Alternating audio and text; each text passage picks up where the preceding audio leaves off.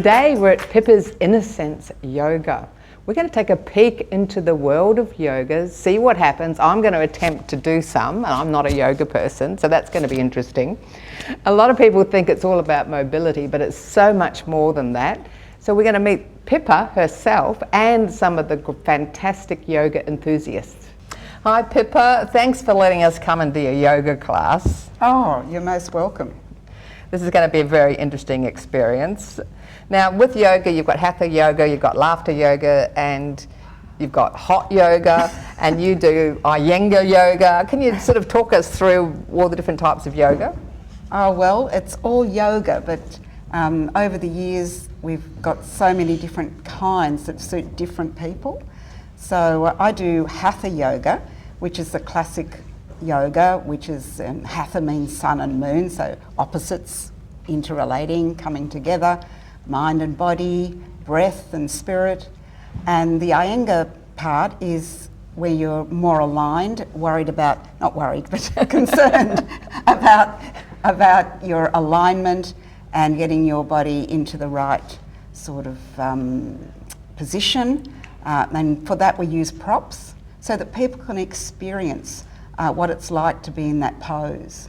And then there's, like you said, hot yoga, where you're in a 38-degree room and you're doing quite active yoga, so you know you're really sweating. There's vinyasa yoga, which means you keep the flow going most of the class. You would keep flow happening, and so you can do slow flow or fast flow. So, you know, depending on everybody's level and fitness level, yeah.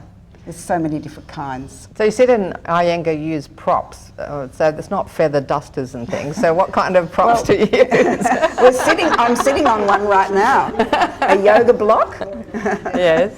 And straps for students to be able to pull their body forward or lift a leg up.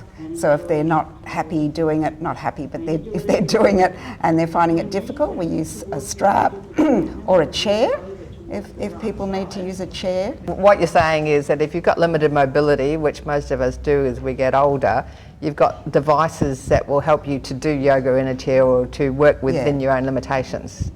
Yes, that's right. So you came to yoga quite late in life. You're almost 50 when you started doing yoga. So how did this happen? What was that journey like? I suppose it was because I got to a point where I wanted something a bit more spiritual in my life, and I was doing something called Reiki. Probably most of the viewers have heard about Reiki. It's a hands-on healing, and that's very linked to Eastern philosophies, and through that I came to doing yoga classes, and then I was so interested in it that I asked my yoga teacher if I could find a yoga school to actually learn to be a yoga teacher.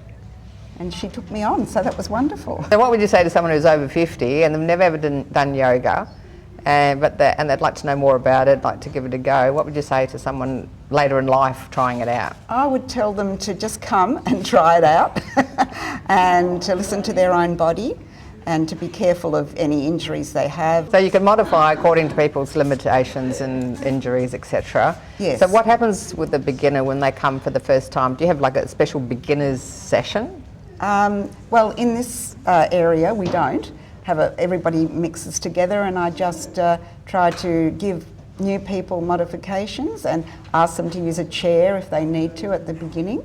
Elizabeth, you're a newbie to yoga. How long have you been doing it for? This is actually my third lesson, but I did do it a few years ago and I just loved it. I love the class and the ladies, even though it's only 3 classes. So I'm really chuffed to be here. Tell me why you decided to start doing yoga again. Wrong side of the mid-50s and achy. You know, the morning walk when you're like a penguin before everything settles in. That's me. And so you feel after even 3 lots of yoga that you feel better about it? Honestly, yes. Yeah, I can feel it now. Just, you know, a little bit more mobility. Yes, so it's doing good. So tell us more about the chair yoga and the bed yoga. You can do it in your bed as well. I'm sure people are intrigued by that.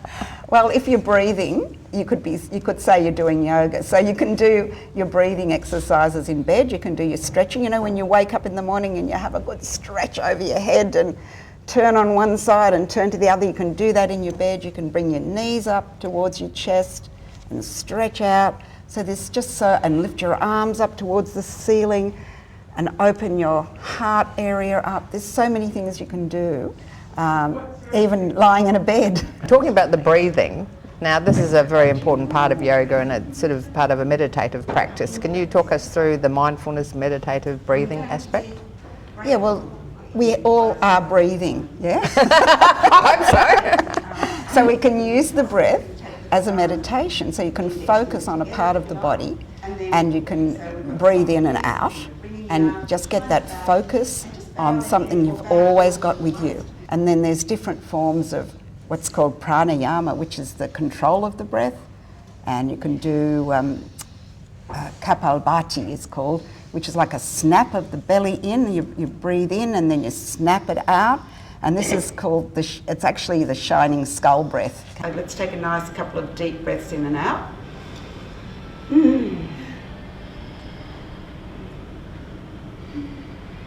And then we're concentrating on the exhale. The inhale takes care of itself.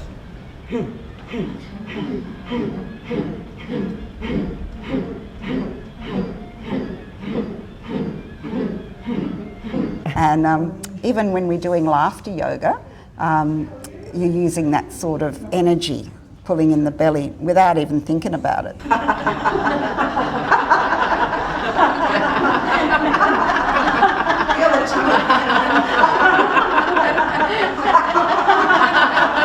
So if someone's thinking of doing yoga, how would they go about finding, not all of them can come to your lovely classes at Pippa's Innersense.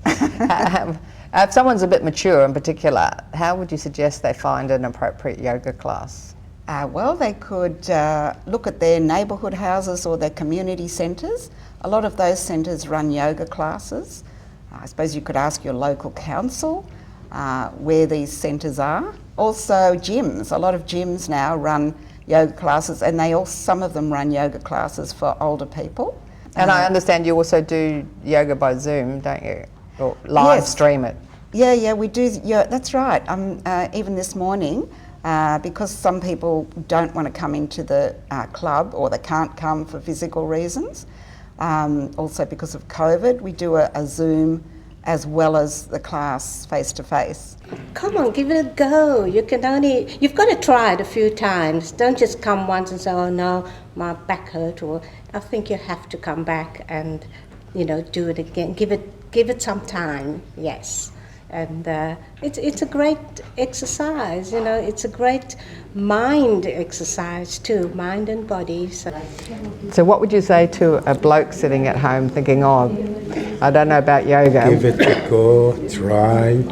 It's, as I mentioned before, it's good for everything. It's absolutely, doing yoga, I encourage everyone to do it. Well, thanks, Pippa. I can't wait to get in the class now and meet all of your other lovely participants. Fantastic. Wonderful to meet you, Carol. I did enjoy my yoga class. It did make me slow down, but that's not a bad thing. What have you done that's new or different today? If you'd like more info on yoga or Joe Bussettle, just head over to the website carolohalloran.com. Please join us on our Facebook and YouTube groups, Over 50 So What. We'll be up to date with everything then. And keep that 5-minute fitness going every day. Keep active. When it comes to trying something new, Pippa, Sam and Sybil said, give it a go. Try it out. You'll never know what you may be missing out on. I'm Carol, over 50. So what?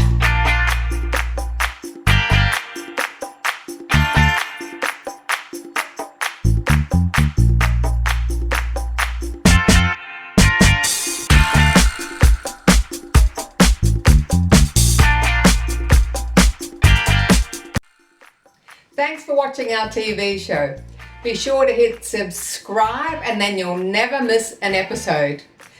Jump on Facebook, join our group, get in on the fun, fitness, wellness and inspiration.